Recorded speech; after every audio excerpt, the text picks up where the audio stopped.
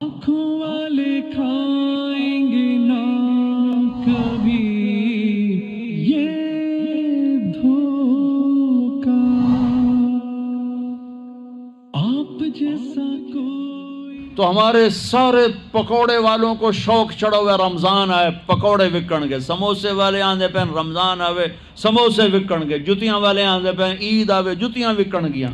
وہ کسی کو یہ شوق ہی نہیں کہ بخشش ہوگی، اللہ راضی ہوگا، جنت ملے گی، اللہ کی محبت میں بھوک لگے گی، اللہ کے عشق میں پیاس لگے گی۔ وہ بھوک اور پیاس کی جو تڑپ اور کسک ہے، پھر ہم ہاتھ اٹھا کے اللہ سے مانگیں گے، ہم کہیں گے یا اللہ، تو عرش کے دروازوں تک میری پکار جائے گی، ساتوں آسمان میری پکار سے گونج اٹھیں گے۔ مجھے یقین ہے کہ میرا اللہ کہتا ہے، میرا نبی فرماتے ہیں کہ اللہ رمضان میں سارے آسمان کے فرشتوں سے فرماتا ہے روزے رکھنے والوں کی دعا پر آمین کہو۔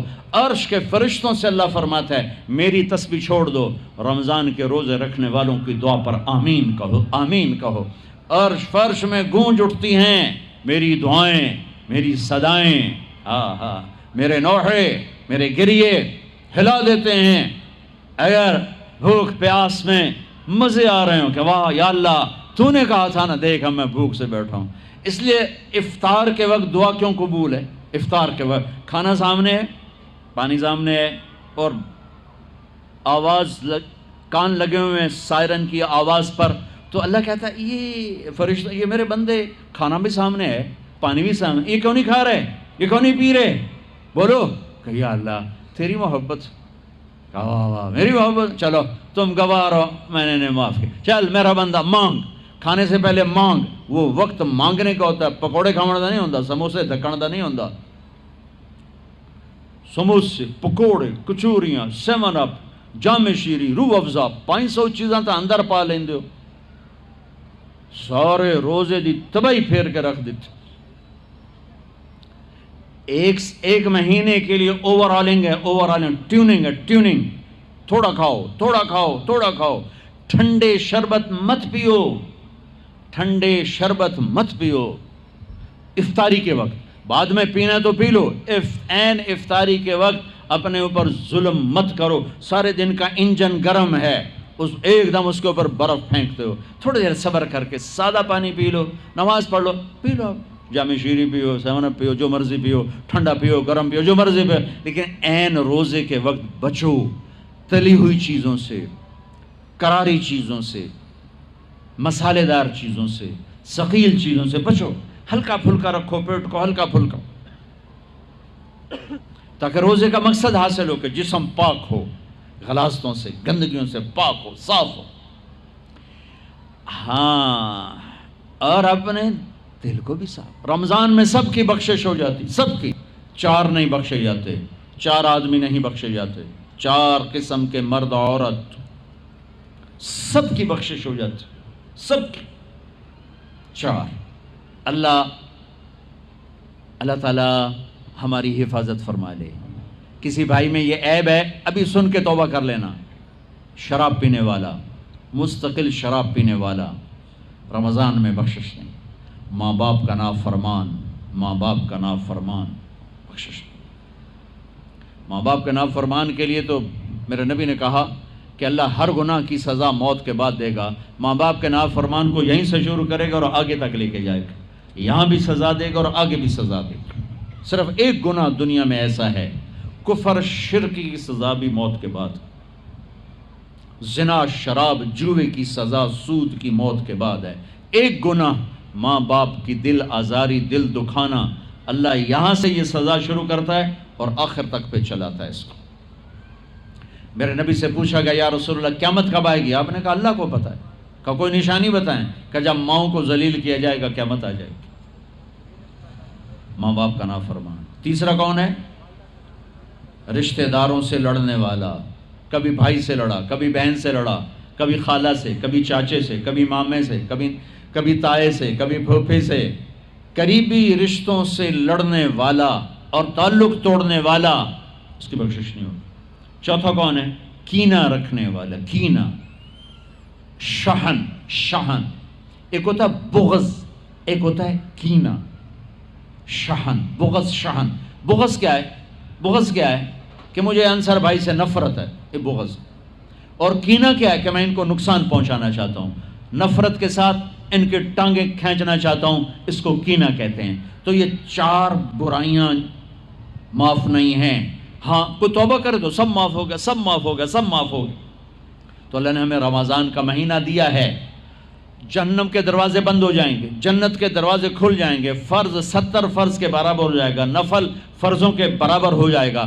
تراویح کے ہر سجدے پر 1500 نیکی لکھی جائے گی، ہر سجدے پر 1500 نیکی لکھی جائے گی.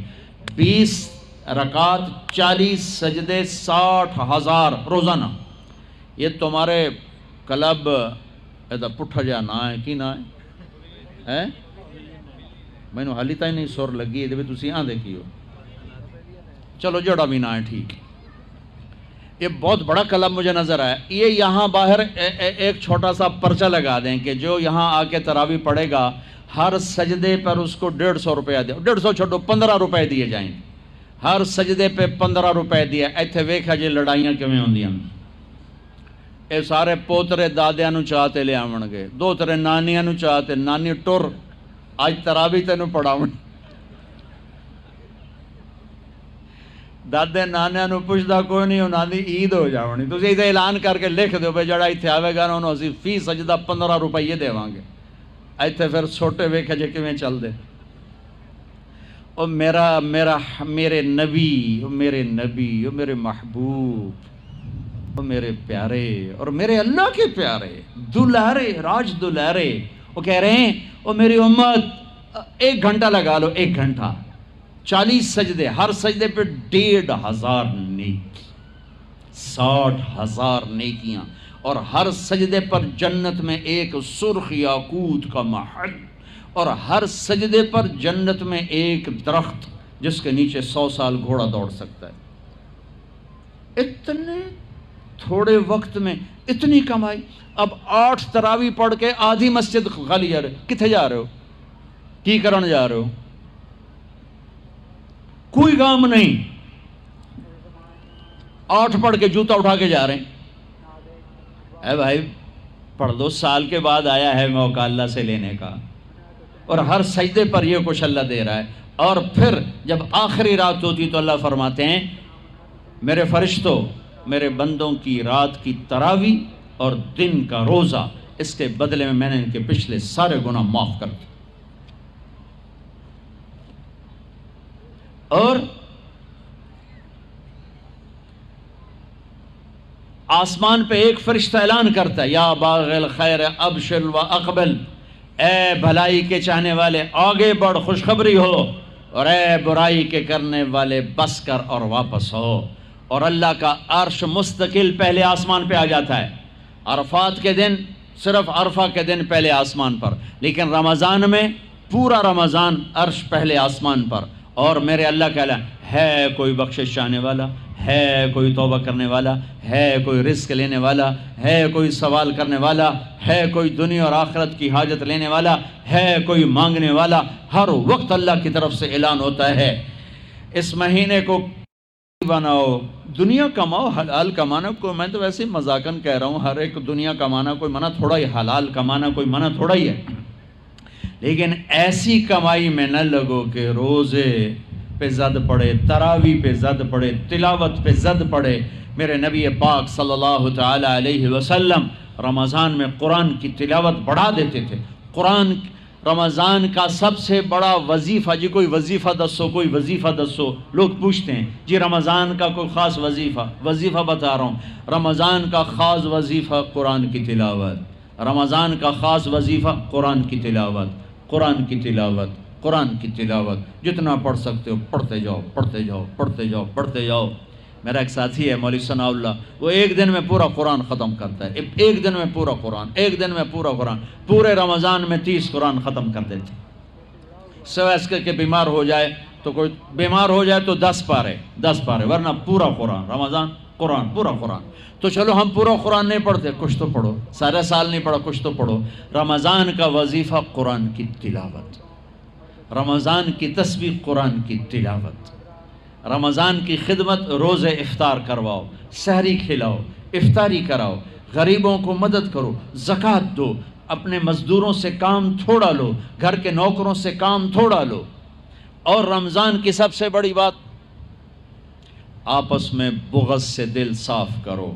لڑے ہوئے ہو، رمضان آنے سے پہلے جیسے لوگ حج پر جانے سے پہلے نہیں فون کرتے ہیں، صلح کرتے ہیں، اتنا ہی ضروری ہے رمضان سے پہلے میں دل صاف کر لوں، میں معاف کر دوں، میں معافی مانگ لوں، زیادتی کی ہے تو معافی مانگ لوں، کوئی معافی مانگنے آیا تو معاف کر دوں، میرا دل صاف ہو، کسی سے بغض نہ ہو، کسی سے کینہ نہ ہو، کسی کا حسد نہ ہو، کسی سے رنجش نہ ہو، دل صاف کرو۔ صاف دل اللہ کا عرش بن جاتا ہے، اللہ کا عرش بن جاتا ہے، اللہ کا عرش بن جاتا ہے۔